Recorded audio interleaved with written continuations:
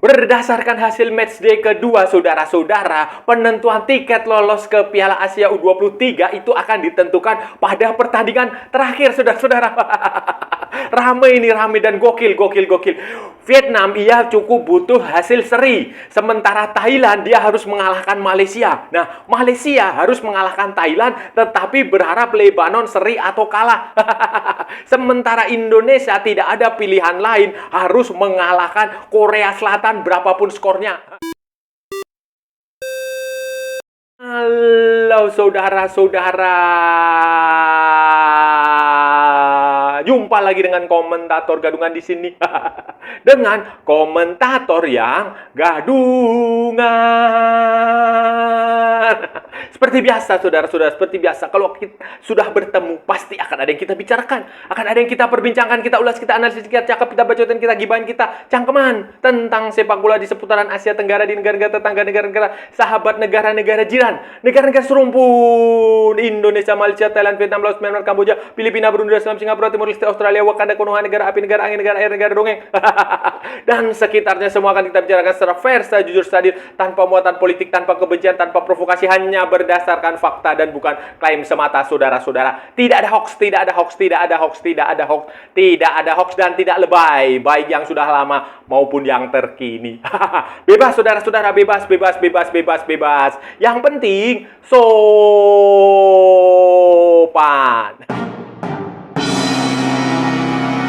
Jadi begini saudara-saudara, jadi begini matchday kedua kualifikasi Piala Asia U23 itu berjalan cukup ya membuka harapan bagi dua negara tetangga.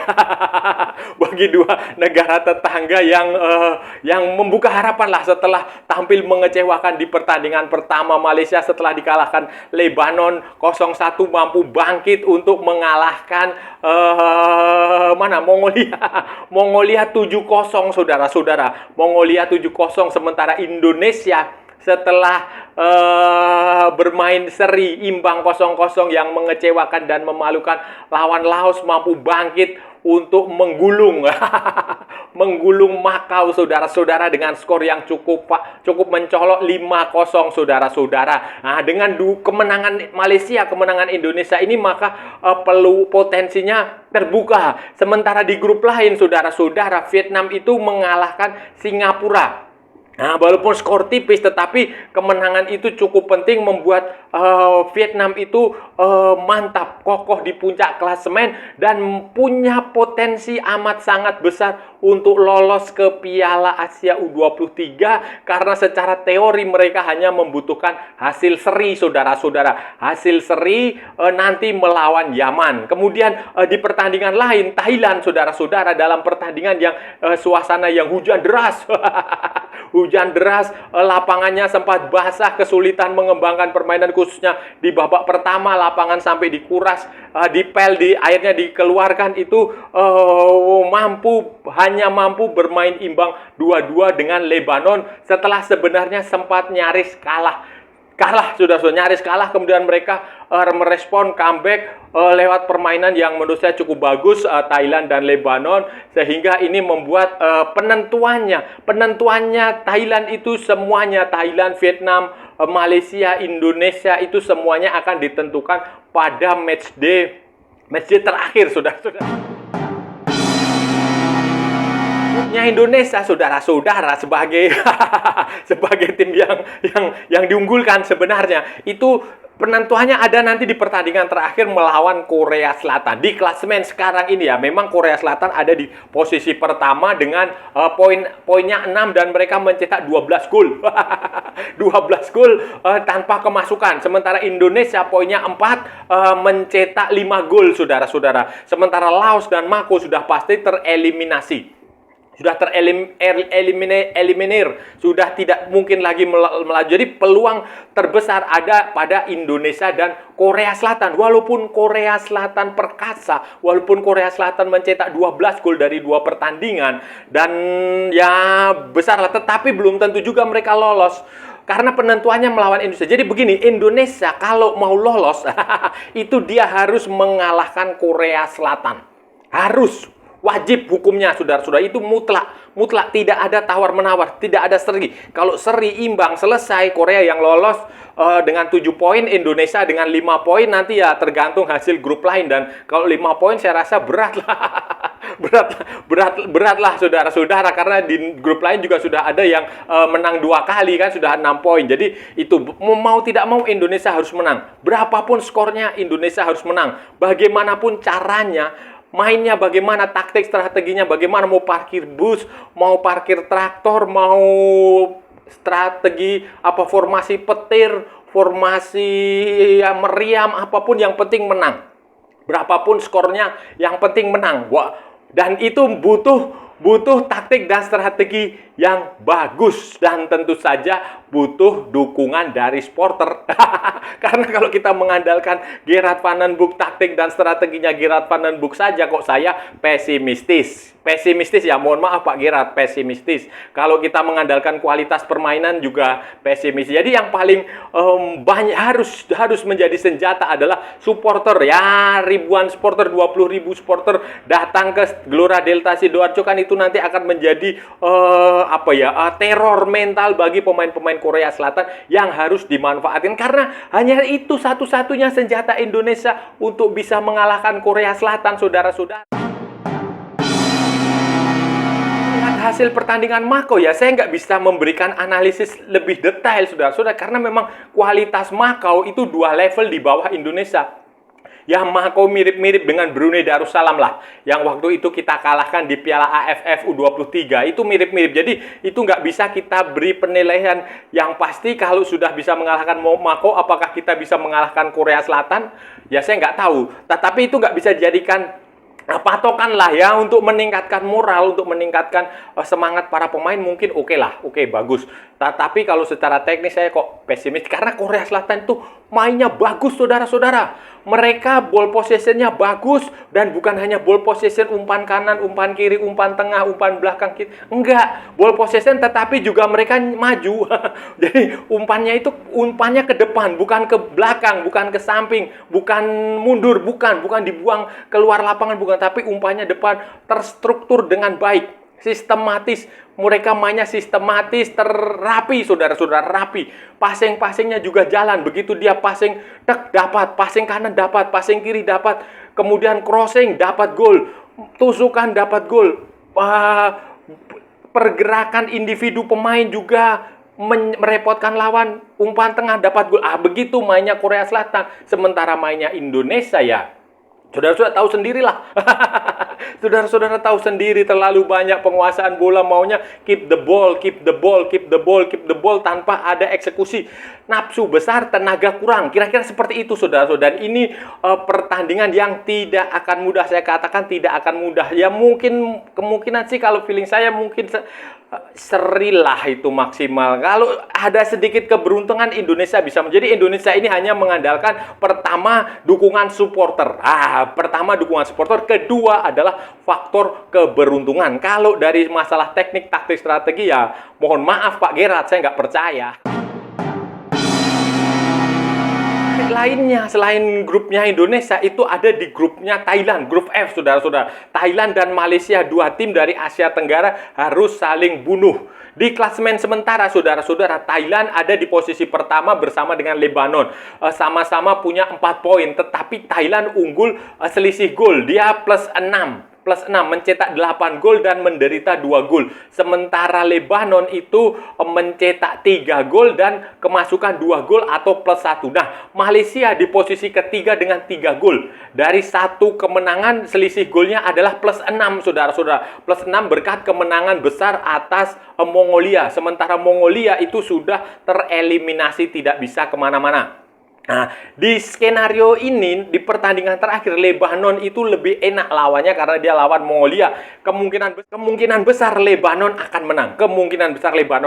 Kalau Lebanon menang, ya poinnya 7.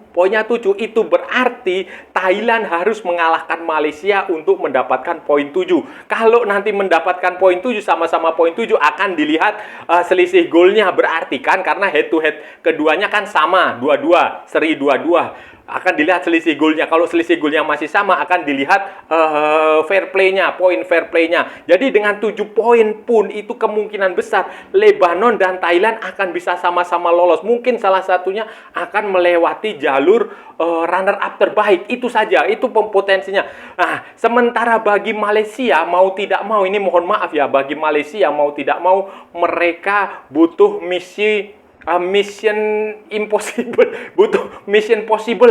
Impossible is nothing, itu mereka butuh keberuntungan, butuh lebih dari sekedar keberuntungan. Mereka tidak hanya cukup mengalahkan Thailand, tetapi mereka, Malaysia, Harimau Malaya ini harus berharap Lebanon dikalahkan oleh Mongolia atau minimal hasil seri, saudara-saudara.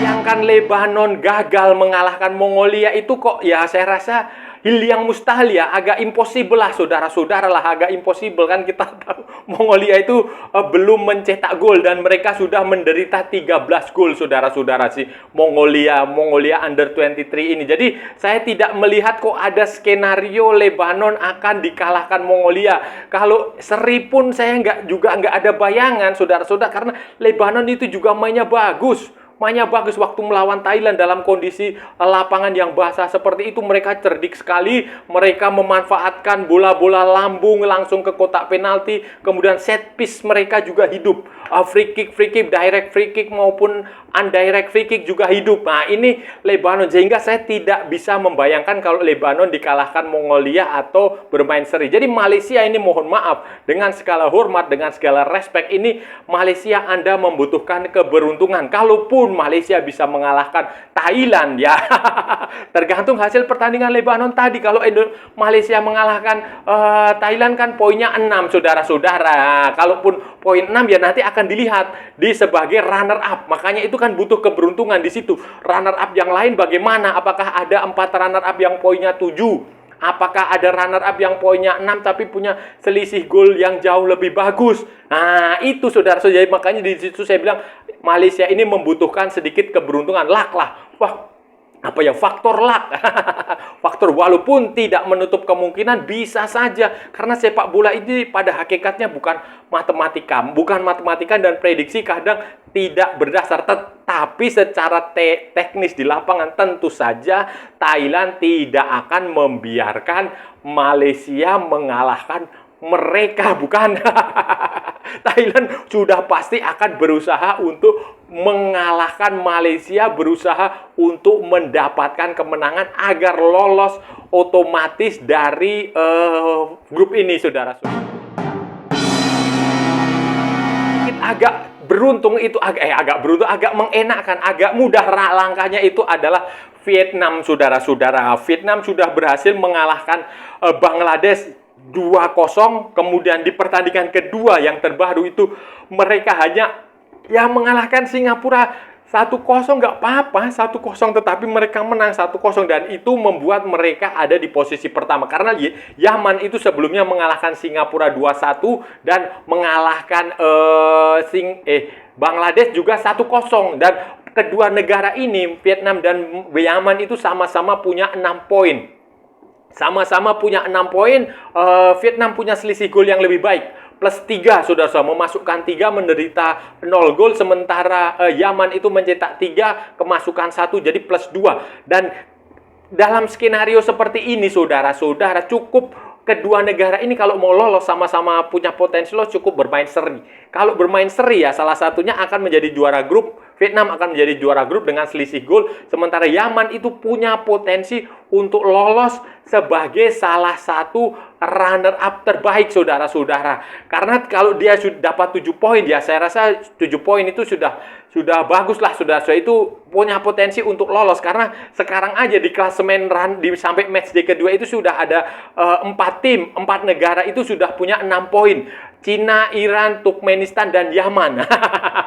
Jadi itu, saudara-saudara. Sementara Indonesia 4, Kirgistan 4, Lebanon 4, Kamboja 4, Kuwait 4, India 3, Filipina 3. Jadi lebih enak lah, grupnya Vietnam ini lebih enak, tetapi ya saya rasa Vietnam punya potensi untuk memenangkan pertandingan. Mereka main di home, main di kandang, di depan supporter sendiri, dan mereka sangat serius mempersiapkan U23 ini sampai-sampai harus mengorbankan tim nasional senior yang yang rela tidak menjalani pertandingan FIFA Matchday internasional resmi. Saudara-saudara, itu tadi pembahasan kita hari ini, saudara-saudara. Kita sudah bicara panjang lebar dari A sampai Z, dari barat sampai ke timur, dari utara sampai ke selatan, dari Sabang sampai Merauke, dari Pulau Rote sampai Pulau Miangas, dari New York sampai San Francisco, dari London sampai Istanbul, dari Cape Town sampai ke Port Said, dari Zimbabwe sampai Vanuatu, semua sudah kita ulas, semua sudah kita cakap, semua sudah kita bacotin. Sudah kita gibah. Tadi saudara-saudara, tadi. Hari ini tadi kita bicara tentang matchday kedua dan persiapan matchday ketiga kualifikasi Piala Asia U23, saudara-saudara, khususnya yang melibatkan negara-negara jiran kita, negara-negara tetangga kita, negara-negara sahabat kita, negara-negara serumpun kita di Asia Tenggara. Peluang untuk meloloskan 4 tim tampaknya berat, tetapi ada potensi 2 atau 3 atau bahkan 1 saja yang akan lolos ke Piala Asia U23, atau bahkan sama sekali tidak akan meloloskan.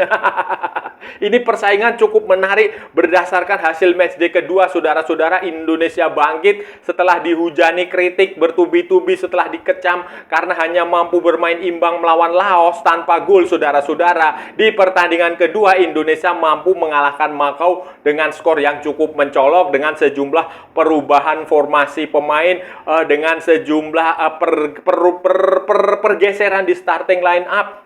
Dion Max diberi kesempatan masuk starting line up. Hoki Caraka juga main dari starting line up. Kemudian Ferrari kalau nggak salah nggak main.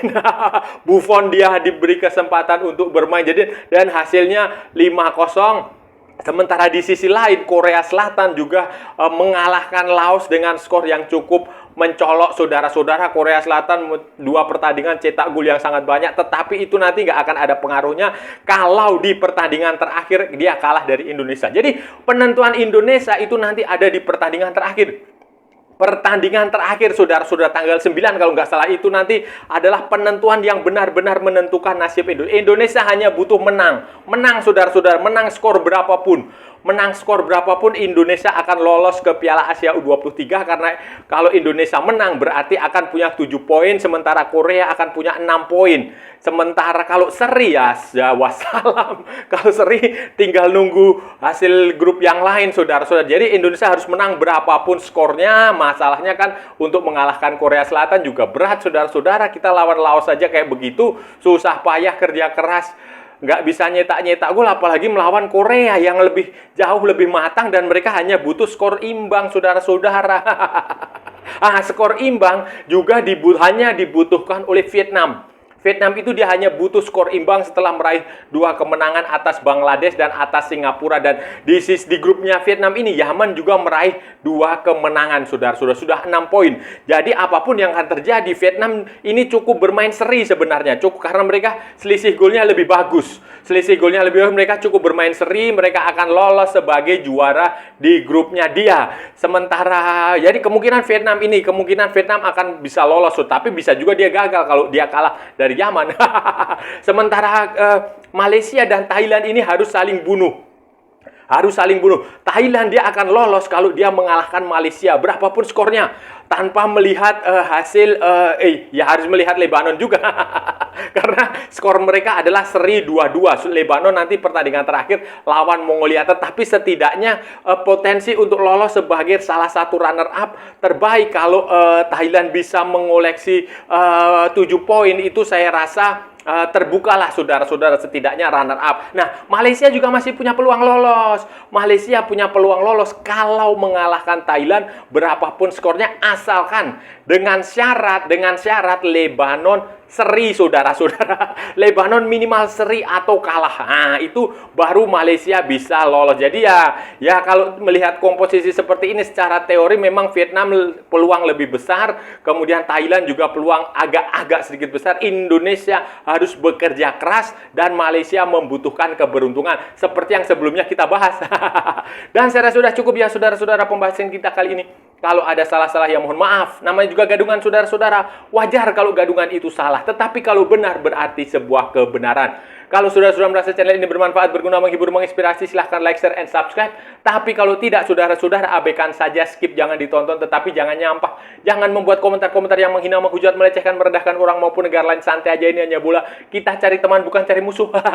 Ikuti juga akun media sosial Dokumentator Gadungan. Ada di Instagram, ada di Facebook, dan ada di TikTok yang bukan TikTok Shop, saudara-saudaraku semuanya. Oke, sampai bertemu lagi di edisi berikutnya dengan tema-tema yang jauh lebih tidak bermanfaat, dengan tema-tema yang jauh lebih tidak berguna, dengan tema-tema yang jauh lebih membagongkan.